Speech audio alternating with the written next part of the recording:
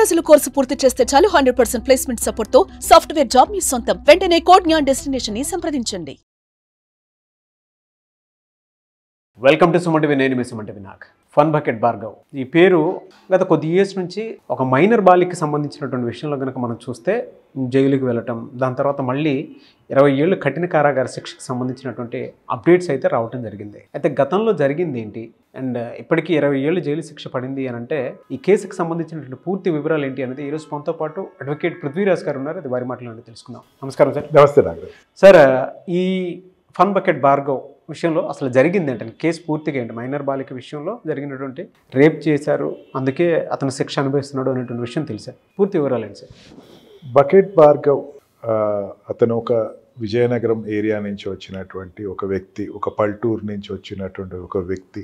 ఇనీషియల్గా అతను ఈ టిక్ టాక్ ఉండే టైంలో, ఇప్పుడు టిక్ టాక్ బ్యాన్ ఉంది, ఇప్పుడు టిక్ టాక్ ఉండే టైంలో ఏంటంటే 2021 ముందు అప్పుడే ప్లాట్ఫామ్స్ స్టార్ట్ అవుతున్నాయి. ఈ యూట్యూబ్ కానీ టిక్ టాక్ కానీ ఏదైనా కావచ్చు, యూట్యూబర్స్ కావచ్చు, ఏదైనా అప్పుడే స్టార్ట్ అవుతున్న టైంలో, ఇంకా పీక్ వస్తున్న టైంలో, అంతట్టు ఈ వాట్ వి కాల్ కరోనా టైంలో ఖాళీగా ఉండి చూసే వాళ్ళకి నిజంగా స్టార్ట్ అయింది. అది అందరూ ఒక రకమైనటువంటి హైప్ టైం అని చెప్పచ్చు.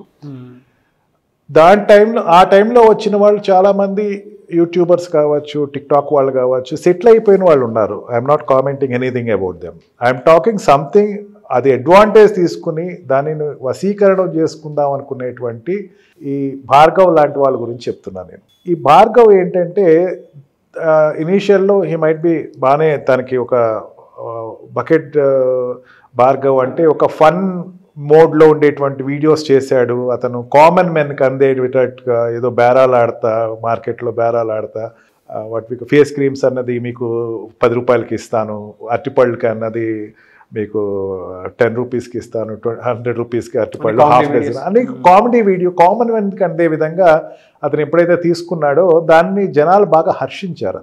అతన్ని చాలా యాక్సెప్ట్ చేశారు. అతను అంటే కామన్ మెన్ ఎప్పుడు కూడా కామన్ మెన్ టాపిక్స్ మీద వెళ్ళే వాళ్ళు ఎప్పుడు కూడా యూట్యూబర్స్ కానీ టిక్ టాక్ వీడియోస్లో ఉండేవాళ్ళు కానీ ఆ మోడ్లో ఉండే వీడియోస్లో ఉండేవాళ్ళు మంచోడే కదా అని ఒక అభిప్రాయానికి వచ్చేస్తారు. అంటే కామన్ మెన్ టచ్ చేస్తున్నాడు అని చెప్పేసి. దాంట్లోనే అదే టైంలో 2021లో ఒక బాలికలు చాలామంది 14 ఏళ్ళు 15 ఏళ్ళు అంటే స్కూల్ గోయింగ్ చిల్డ్రన్, అంటే 8 to 10, అంటే ఈ వీడియోస్ ఎక్కువ ఎవరు చూస్తారు అంటే ఆ ఏజ్ పిల్లలే ఎక్కువ చూస్తారని చెప్పి మనకి ఒక సమాచారం అయితే మన దగ్గర ఉంది. స్కూల్ 8, 9, 10 వీడియోస్ మన పిల్లలకి మనం వాళ్ళ ఎంటర్టైన్మెంట్ కింద చూసేవి ఈ వీడియోస్ చూసేటువంటి వాళ్ళు కూడా ఒక కామన్ మ్యాన్, నేను ఒక కామన్ మ్యాన్ కదా అని చెప్పి కొంతమంది అమ్మాయిలు ఆయన వీడియోస్ ట్రాప్లో పడి ఈ ఫోన్ నెంబర్స్ సేకరించి అతనికి మాట్లాడతా, మాకు కూడా ఒక అవకాశం ఇవ్వచ్చు కదా అని చెప్పేసి అడగటం, లేదు అని స్టార్ట్ అయినటువంటి ఒక వీడియో, లేదా తనే ఫోన్ చేసి మీరు రండి మీకు ఆపర్చునిటీ ఇస్తాను అని చెప్పేసి లోబర్చుకొని ఆ రకంగా లోబడినటువంటి ఒక చిన్న బాలిక 14 ఏళ్ళ అమ్మాయి ఏమైందంటే తనకి ఈ వీడియో నీకు కూడా నాలాగే మంచి మార్కెట్ ఇస్తాను నేను అని చెప్పేసి అతను తన తోటి అక్వైంటెన్స్ పెంచుకొని 14 ఏళ్ళు అంటే ఉంటుంది నాగరాజు, చాలా చిన్న వయసు, లేత వయసు ఉంటుంది. 8th, 9th, 10th ఏజ్లో ఉండేటువంటి పిల్లలు ఏదైనా సరే మోసపోయేటువంటి ఎడోల్సన్, ఇంకా ఎడోల్సన్ కూడా రారు, ఇంకా ఆ మాట కూడా అనకూడదు. వెరీ మైనర్ 14 years అమ్మాయి. ఆ అమ్మాయిని బాత్రూంలో స్నానం చేసేటప్పుడు లేకపోతే బట్టలు మార్చుకునేటప్పుడు ఫొటోస్ తీశాను నా దగ్గర క్యాప్చర్ చేసుకున్నాను, పబ్లిక్లో పెడతాను అని చెప్పేసరికి కొంచెం యంగ్ ఏజ్లో ఉండేవాళ్ళు, అంటే 20, 21 ఉన్న వాళ్ళకి, లేకపోతే 30sలోకి వచ్చేవాళ్ళు పెద్ద పట్టించుకోరు. కానీ చిన్నపిల్లలకి పాపం వాళ్ళకి తెలియదు, వాళ్ళ వయసు కూడా అంత ఎదగనటువంటి వయసు.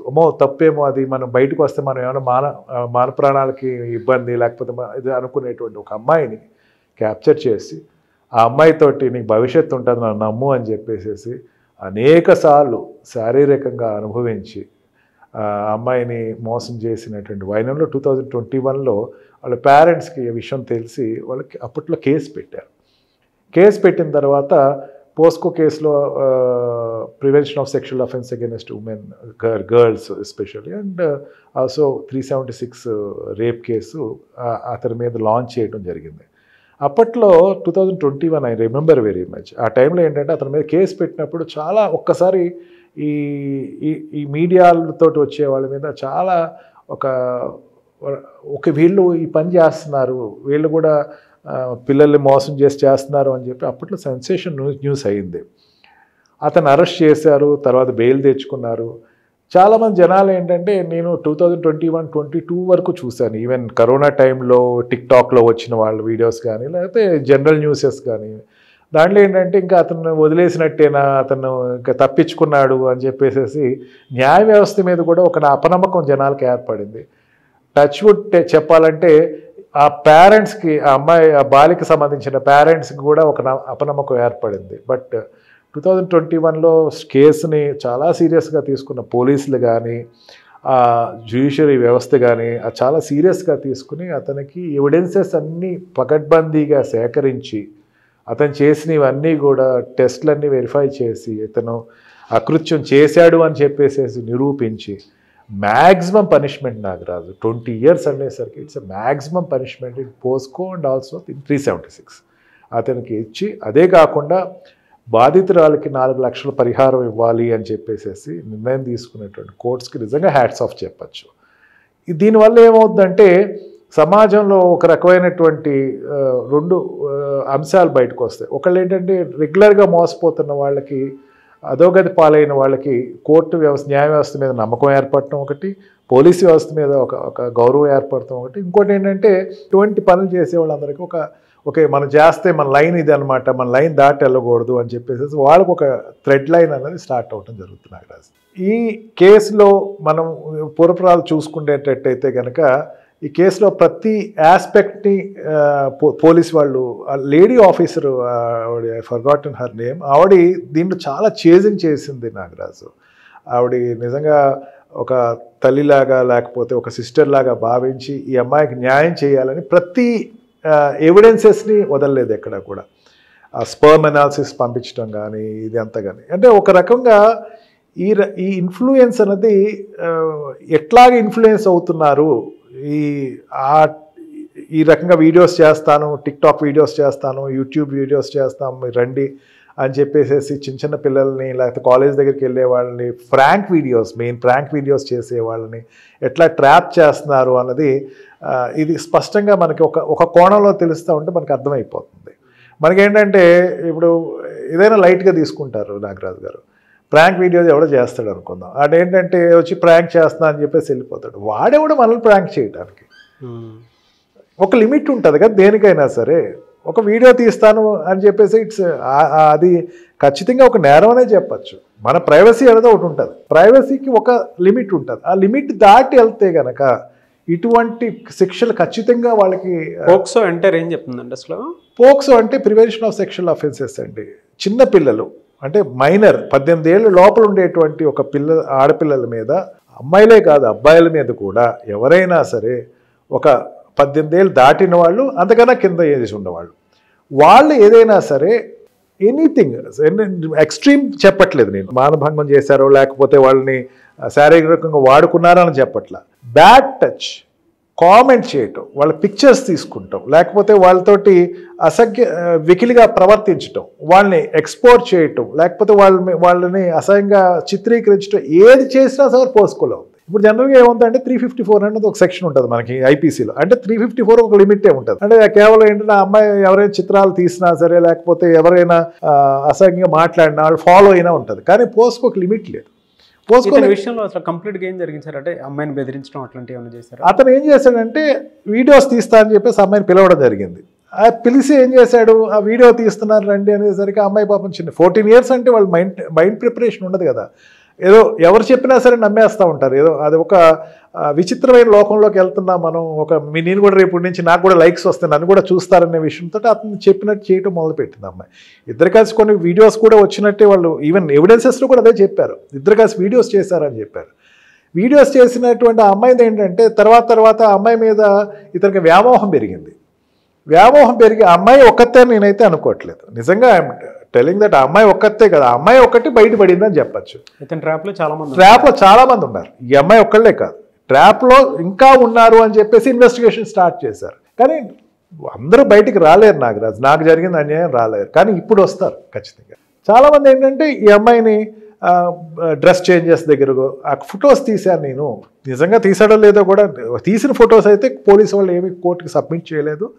తీశాను అని చెప్పేసి అమ్మాయిని లోబర్చుకొని ఆ అమ్మాయిని శారీరకంగా అనుభవించాడు అని చెప్పేసి అనేక మాడు, ఒకసారి కాదు, వైజాగ్లో అనుభవించాడు, హైదరాబాద్లో అనుభవించాడు. రిపీటెడ్గా అమ్మాయితోటి అతను అసహ్యంగా బిహేవ్ చేయటమే కాకుండా అతనితోటి ఈవెన్ కడుపు చేశాడు అన్నది కూడా వాళ్ళు ప్రాసిక్యూషన్ ప్రూవ్ చేశారు. అమ్మాయి ప్రెగ్నెన్సీ తోటి కూడా వచ్చింది అని చెప్పేసి ప్రూవ్ చేశారు. అంటే అతను అకృత్యం చేయటం అనమాట. ఈ కేవలం ఏంటంటే ఈ నీకు మంచి భవిష్యత్తు ఉంటుంది, నీకు మంచి, మన ఇద్దరం కలిసి ఇట్లా చేద్దాము, ఇట్లా మనం తర్వాత మన ఇద్దరం మన అమర ప్రేమికులు అవుదాం, మన గురించి అందరు జనాలందరూ ఇదవుదాం అని అమ్మాయిని లోబర్చుకొని అనేక రకాలుగా అమ్మాయి జనరల్గా 14 years అనేసరికి పూర్తిగా ఈ శారీరకమైనటువంటి ఆకృతులు ఆడపిల్లలకి పెరగవు. ఆ టైంలో జరిగేది నిజంగా హింస కింద కోర్టు భావిస్తుంది. ఏది జరిగినా సరే 20 ఏళ్ళు కఠిన కారాగార శిక్ష అంటే అసలు మామూలు విషయం కాదు. అంటే అతనికి ఇప్పుడు 30 years అంటే 50 ఉంటాయి సార్. 20 yearsలో ఏమేమి ఉంటాయి సార్ అసలు వాళ్ళకి? 20 years అంటే రిగరస్ ఇంప్రిజన్మెంట్ అంటారండి. సింపుల్ ఇంప్రిజన్మెంట్ రిగరస్ ఇంప్రిజన్మెంట్ అంటారు. అతనికి రిగరస్ ఇంప్రిజన్మెంట్ ఇచ్చారు. అంటే అతనితోటి ఐసోలేషన్ ఉంటుంది. అంటే ఒక డార్క్ రూమ్లో పెట్టేస్తారు, ఐసోలేషన్లో పెడతారు. అండ్ ఐసోలేషన్లో పెట్టిన పీరియడ్ ఉంటుంది. అంటే రెగ్యులర్ ఇంప్రిజన్మెంట్ ఆల్సో అతని సెల్కి ఇంకోళ్ళు ఎవరిని పంపించరు.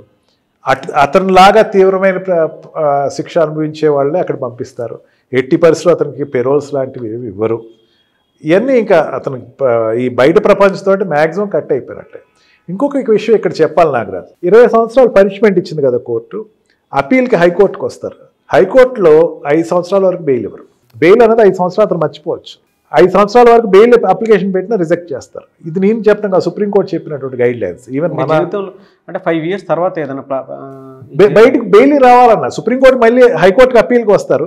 అప్పీల్ ఏమని చెప్తారు, నేను తప్పు చేయలేదండి, నా మీద ఏదో తప్పుడు సాక్ష్యాలు పెట్టారండి, నా మీద అభియోగాలండి అని చెప్పేసి మళ్ళీ ఇన్నోసెంట్గానే హైకోర్టులో అప్పీల్ పెట్టుకుంటారు. అప్పీల్ పెట్టుకున్నా సరే, అప్పీల్ పెట్టుకుంటే బెయిల్ ఇవ్వచ్చు కదా. చిన్న చిన్న కేసెస్లో అనుకోండి అప్పీల్ పెట్టుకుంటే బెయిల్ ఇచ్చేస్తారు. కానీ దీంట్లో లైఫ్ ఇంప్రిజన్మెంట్ లైఫ్ కన్నా ఎక్కువ, లైఫ్ అనేసరికి ఒక లిమిటే ఉంటుంది 13 years వరకు. ఇది లైఫ్ కన్నా ఎక్కువ 20 years ఇంప్రిజన్మెంట్. అంటే దీంట్లో బెయిల్ అయితే ఇవ్వరు, లైఫ్కే ఇవ్వరు, దీనికి బెయిల్ ఇవ్వరు. 5 years వరకు అతనికి బెయిల్ అప్లికేషన్ కూడా కన్సిడర్ చేయదు కోర్టు. ఖచ్చితంగా అతను జైల్లో ఉండాల్సిందే.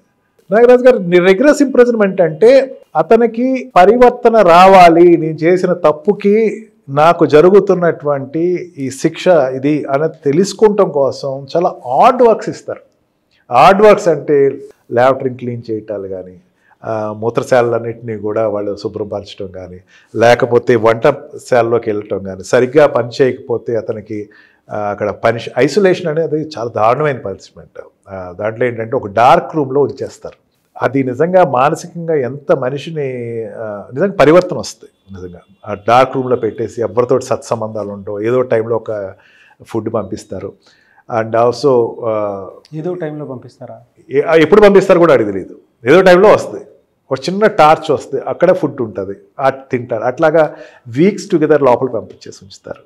ఇంకా మనిషి ఎవడో అన్నది కనపడ్డి పిచ్చెక్కిపోద్ది. అది రేషియోస్ చూస్తారు. అక్కడ అంత పంపించారంటే అతను పిచ్చెక్కేయాలని కాదు, అక్కడ సైక్రాటిస్ట్ వెరిఫై చేస్తారు. ఇన్ని డేస్ పెట్టాలి, ఎన్ని డేస్ పెట్టిన తర్వాత ఇంకా నమ్మైపోతాడు మనిషి. ఇంకా మనిషి కనపడాలి నాకు అన్న ఫీలింగ్లోకి వచ్చేస్తాడు. బాహ్య ప్రపంచానికి వచ్చేసిన తర్వాత చాలు, ఇంకా నాకు ఇంక వద్దురా బాబు, ఈ తప్పు చేయకూడదు నేను అనేటువంటి పరివర్తన ఖచ్చితంగా వస్తుంది. డార్క్ రూమ్లో పెట్టడం. అండ్ ఆల్సో ఈ కఠినమైన పనులు చెప్పినప్పుడు చేయకపోతే కనుక అతనికి లోపలే పనిష్మెంట్ ఇవ్వటం, ఫర్దర్ పనిష్మెంట్, కొట్టడాలు కూడా జరుగుతాయి ఇక్కడ.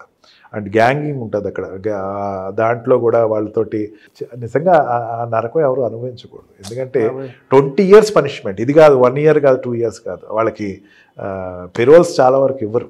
ఈ దీంట్లో వచ్చిన వాళ్ళు దీంట్లోనే పెరోల్ ఇచ్చినందుకే, గుజరాత్లో పెరోల్, ఈ రేప్ కేసులో పెరోల్ ఇచ్చినందుకే చాలా పార్లమెంట్ వరకు పెద్ద గొడవ అయింది. ఇట్లాంటి పొరపాటును కూడా వాళ్ళకి బయటికి పంపించడం, 1 year 6 months ఎక్కడ పంపించడం అనేది ఇంకా ఈ బాహ్య ప్రపంచానికి కట్ అయిపోతారు. లోపల అతని జీవితం ఎండ్ అయిపోయింది అని చెప్పచ్చు. అతని జీవితం టోటల్గా ఎండ్ అయిపోయింది అని చెప్పచ్చు. ఇక 5 years వరకు ఇంకా వెలుగు లేదు. ఈవెన్ ఇన్నోసెంట్ అని చెప్పినా 5 years తర్వాత అతను ఏదైనా చేసిన. ఇటువంటి ఎప్పుడు జరగకుండా ఉండాలని మాత్రం కోరుకోవాలి సార్. జరగకుండా అంటే ఇది ఒక ఎగ్జాంపుల్ అవ్వాలి. భార్గవ్ అనేవాడు ఇంకోటికి ఎగ్జాంపుల్ అవ్వాలి. అంటే ఆడపిల్లలు, చిన్నపిల్లలు కానీ, నిజంగా నేను ఆడపిల్లలు కూడా చిన్నపిల్లలతోటి నువ్వు వ్యవహారం చేసే 18 సంవత్సరాల లోపల నిజంగా 18 సంవత్సరాలు వాళ్ళ లోపల ఉన్నటువంటి అమ్మాయిని తోటి ప్రవర్తించిన నియమావళి అనేది పోస్కో చాలా క్లియర్గా చెప్పింది. ఎట్లా ఉండాలి, ఇట్లా ఉండాలి, నీ లిమిట్స్ ఉంటాయి, ఆ లిమిట్స్ దాటకూడదు అని చెప్పేసి చాలా ఖచ్చితంగా చెప్పింది. కేసు ద్వారా మనకేంటంటే ఇప్పుడు ఎవరైతే అమ్మాయిలని ఏదో రకంగా నేను నీకు భవిష్యత్తు చూపిస్తాను, అది చూపిస్తాను, ఇది చూపిస్తాను వాడికి ఒక సెట్ బ్యాక్, వాడికి ఒక ఇది వార్నింగ్ సింబల్ అని చెప్పచ్చు మనం.